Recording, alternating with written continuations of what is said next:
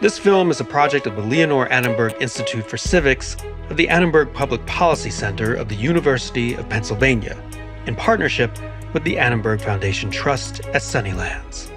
Citizenship is every person's highest calling.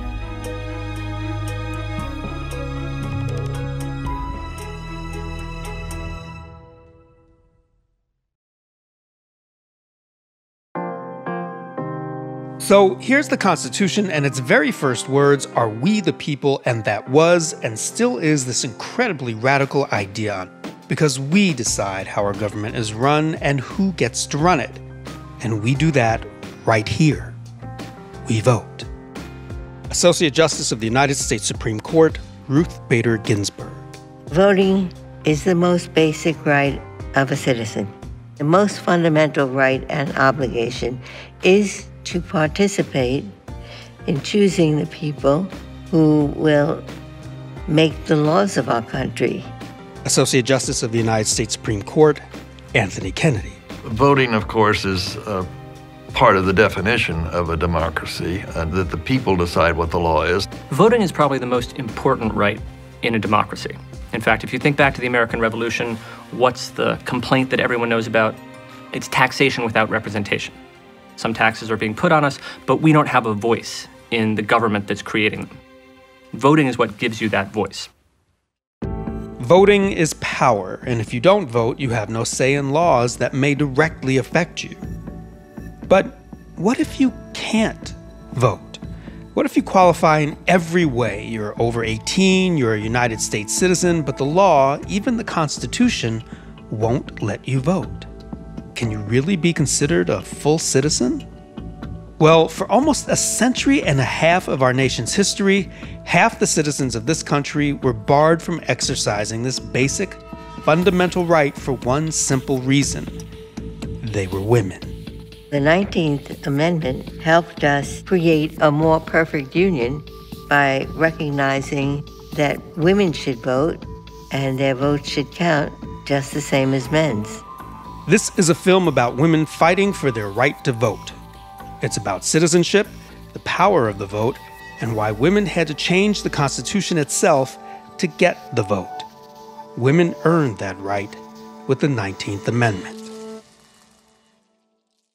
Okay, so let's go back to we the people. Who were we the people qualified to vote? They were white, they were male, and they owned property. The framers believed people would cast rational votes if they had something to lose. So, in order to vote, citizens had to own land. And the rationale behind that was that individuals who owned property had a certain kind of stake and investment in the nation as a whole. You have a vested interest in your community. You're not going to make rash and reckless decisions. Just like today, voting was controlled by the states. And in a handful of states, some unmarried women who owned land could actually vote. New Jersey, for example, women who were single but who owned property could occasionally vote. But that didn't last very long. It was the law in New Jersey up until 1807. Women, by and large, throughout the 19th century, are considered dependents upon their husbands or upon their fathers. So they don't have full citizenship rights. Women can't own property once they get married. They can't inherit property once they get married. Everything a woman owns actually belongs to her husband. If she owns property, that property is her husband's. If she earns a wage, that wage goes to the husband. So she has no legal standing on her own. Marriage makes one person, and that one person is the husband. Women couldn't vote, and they had fewer and fewer rights. So when the abolitionist movement was created to abolish slavery... The abolitionist movement begins around the early 1830s. Primarily to abolish slavery in this country. It didn't take long for the women, fighting for equal rights alongside famous abolitionists like William Lloyd Garrison and Frederick Douglass, to begin to fight for rights of their own. It was a movement of men and women collaborating with each other, where women learned to speak in public and become accepted for speaking in public. They had conventions and they had abolitionist newspapers. The women's rights movement grows out largely of the anti-slavery movement because what's the topic? The topic is, are humans equal? Yes, we're equal. But even in the abolitionist movement, not all of the men treated women equally. When women went to London to attend the World Anti-Slavery Convention, the men there made the women sit in the back. They got a little bit upset. Their conscience had already been pricked by their involvement in abolitionism. So they came back and they issued a call for a convention, a women's convention, which we call the Seneca Falls Convention. The Seneca Falls Convention took place over 2 days in July of 1848. The convention adopted a set of resolutions written by Elizabeth Cady Stanton. Stanton was a writer and housewife who wrote the founding document of the suffragist movement in America, the Declaration of Sentiments. It was patterned after the Declaration of Independence and suggested that women ought to have the full citizenship and political rights that were granted to men in this country.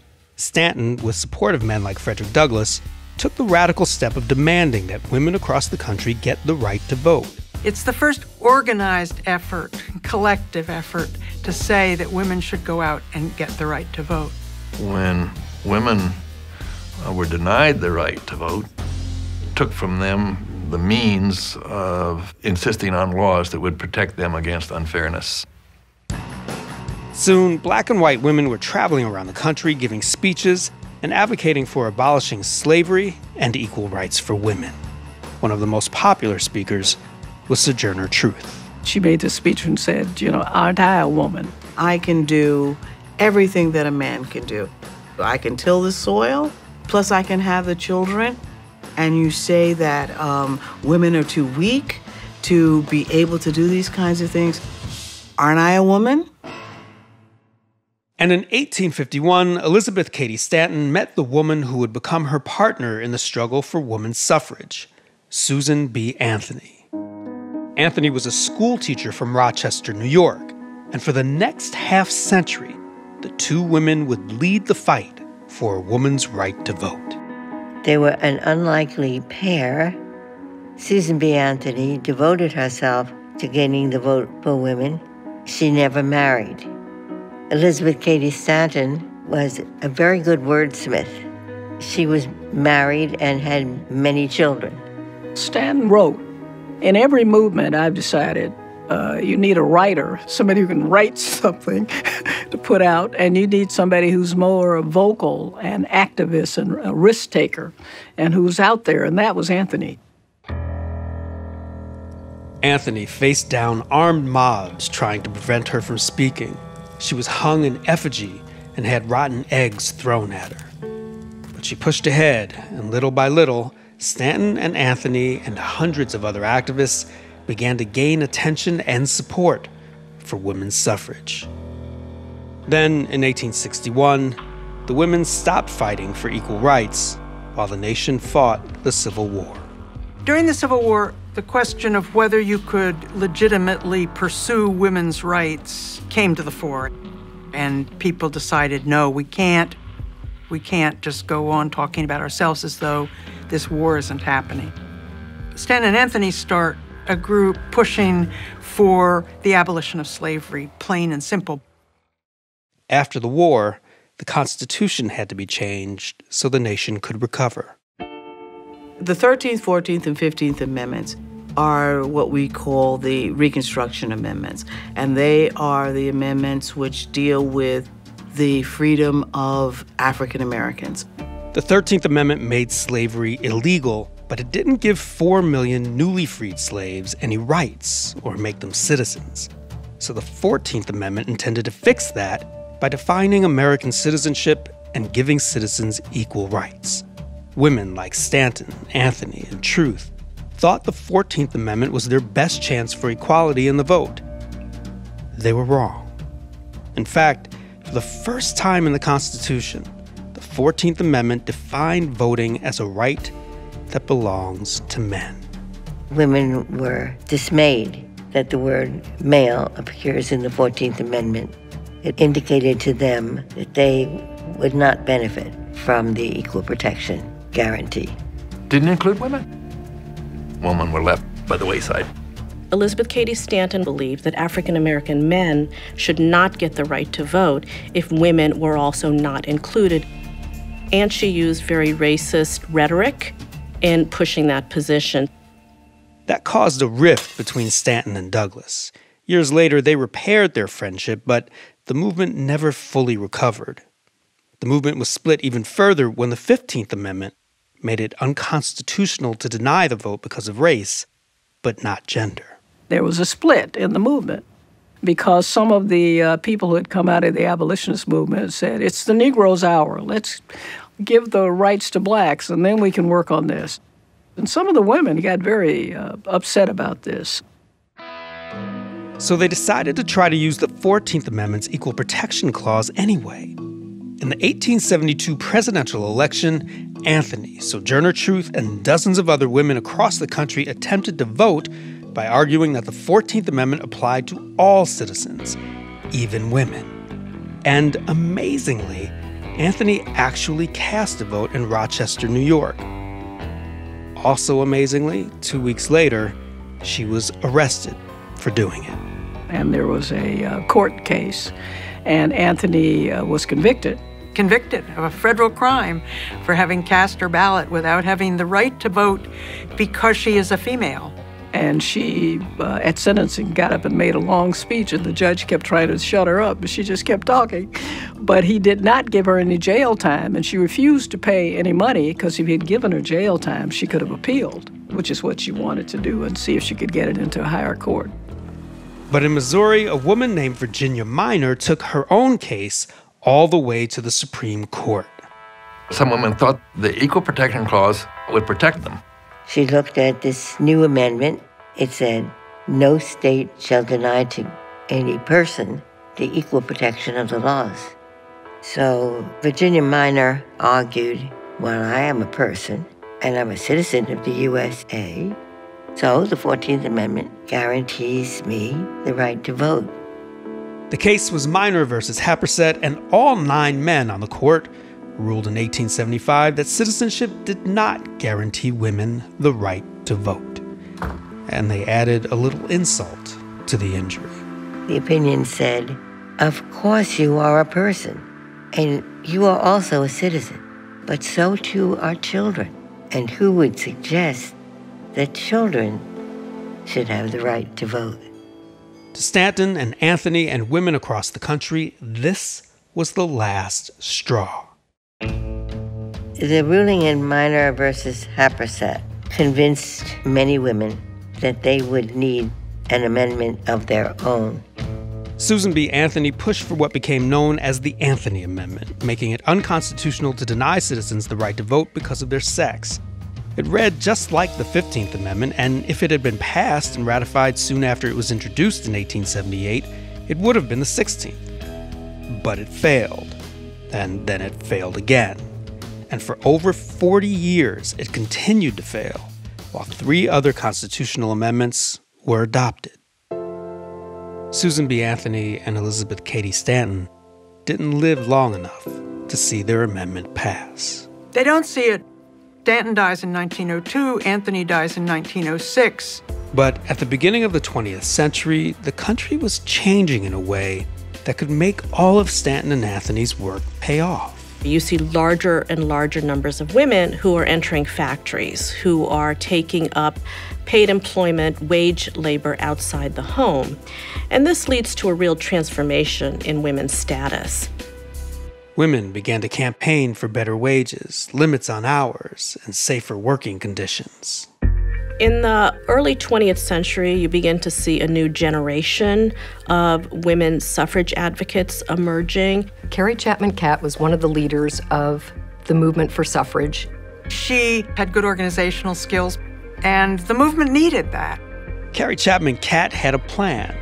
To build support for the Anthony Amendment, she would first work to pass women's suffrage in a number of states. And they actually have quite a number of successes, especially on the West Coast. So many of the Western territories or the Western states do, in fact, grant women the right to vote. You had women who were voting for members of Congress, so you had a new kind of pressure. So if you had to vote for a federal amendment and your state had said yes to suffrage in the state, you're probably going to be in favor of it.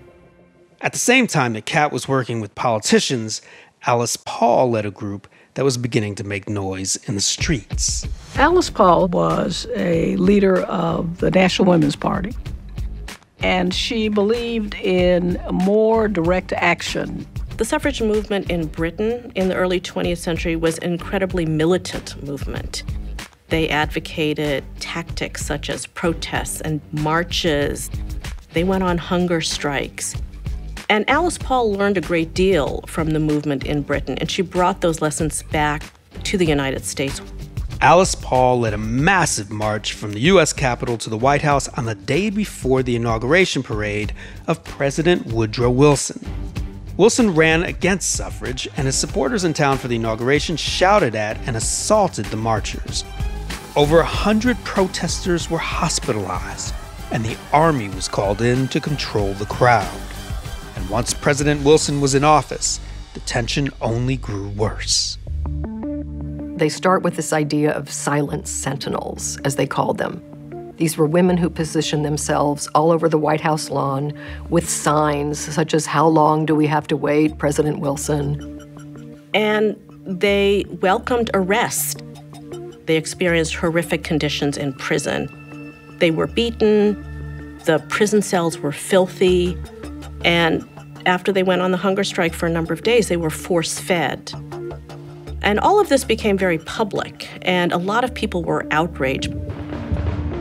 But when America entered World War I, instead of suspending the fight for women's equality, this time, Carrie Chapman Catt saw an opportunity. She encouraged her followers to make the cause of the war their own. They worked in factory jobs left vacant by men who went overseas to fight. And they joined the military as nurses, switchboard operators, and in other key jobs. President Wilson noticed the great sacrifice women made during the war. He could not help but be moved by what had happened. By 1918, President Wilson openly declared his support for a constitutional amendment granting women the vote. Wilson goes to the Congress and speaks for it and talks about how important it is to the war effort, which he did do at the behest of Chapman Catt. But Catt and Paul still faced a big obstacle. In order to get the South on board, they assured Southerners that granting women the right to vote would not disrupt the racialized order in the South. Black suffragists marched too, but to appease the South and President Wilson, they marched in the back. But by 1919, 27 states had granted women the right to vote. And when the Anthony Amendment came up again in Congress, it passed both the House and the Senate. But because this is an amendment to the Constitution, it still needed to be ratified by the states. Our Constitution is powerfully hard to amend, and 3/4 of the states have to agree with Congress before a proposed amendment becomes law. Catt's leadership proved really useful when that stage came about.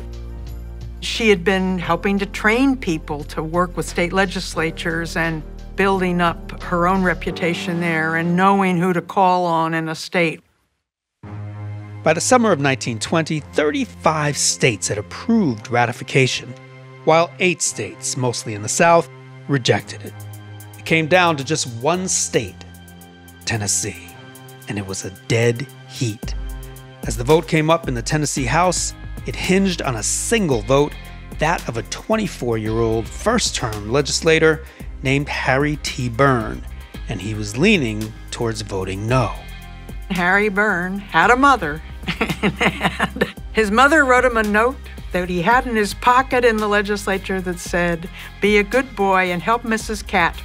Harry's mother carried the day, and the amendment was ratified in the Tennessee state legislature by 1 vote. On August 18, 1920, the Anthony Amendment became the 19th Amendment to the Constitution. It was unconstitutional to deny any citizen the vote because of her gender. Democracy presumes that the people are in charge and a woman is a person. And that's what the 19th Amendment established. There's a wonderful picture of Alice Paul herself sewing the last star onto the ratification flag. And of course she's sewing it on herself. It's so womanly. It took another 45 years and the Voting Rights Act for black women to get the vote in the South. African American women are still subject to things like poll taxes and literacy tests that effectively deny them the right to vote. A woman's right to vote was in the Constitution, but women everywhere knew the vote alone did not give them equal rights. Free ourselves, power to all women.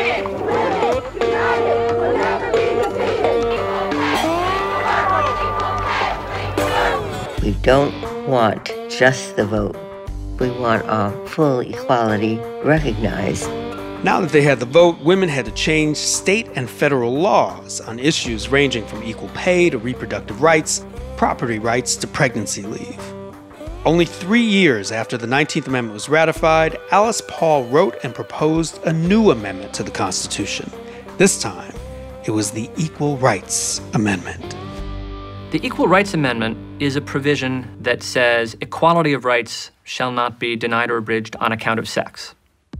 It was to make explicit that among our most basic values is the equal citizenship stature of men and women. Though it was first introduced in the 1920s, the ERA didn't gain widespread support until the 1960s, when the women's rights movement emerged. The campaign was in every state, and eventually they got Congress to pass an Equal Rights Amendment. But there was a great ratification struggle in the states, and there was a movement to stop it, headed by a woman named Phyllis Schlafly. And she figured out that she only needed a small number of states to stop them. This is the most unfair, illegal, unequal, and discriminatory bill ever proposed by the Congress.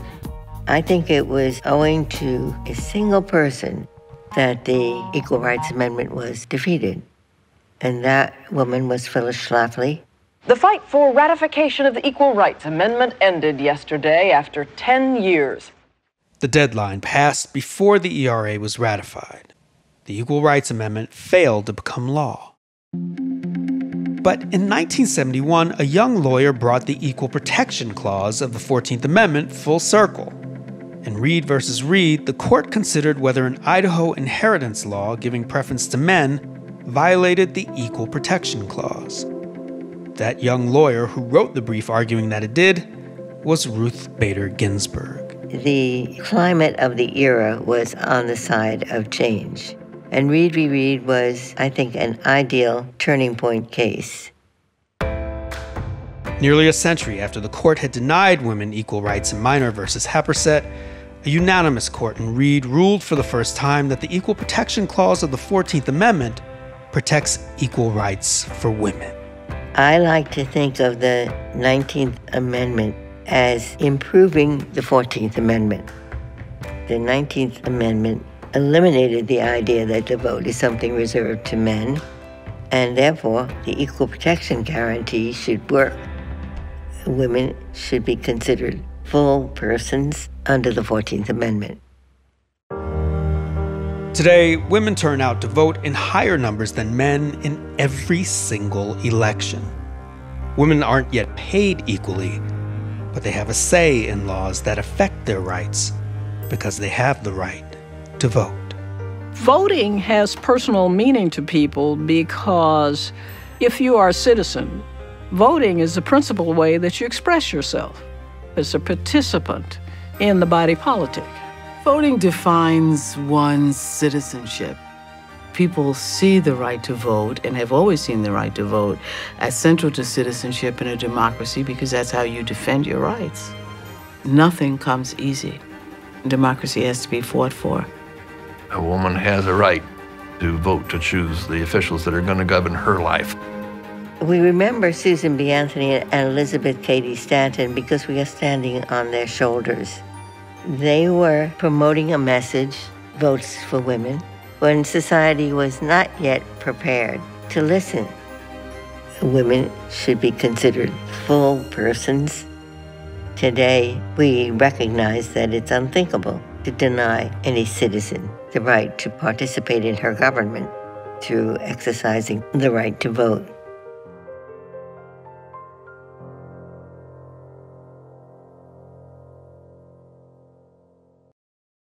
The 19th Amendment was ratified on August 18, 1920. In 1971, Congress made August 26th, the date the amendment became official, Women's Equality Day. This tribute to the nation's founding mothers is a proud part of Vision 2020's Women 100, a celebration of American women.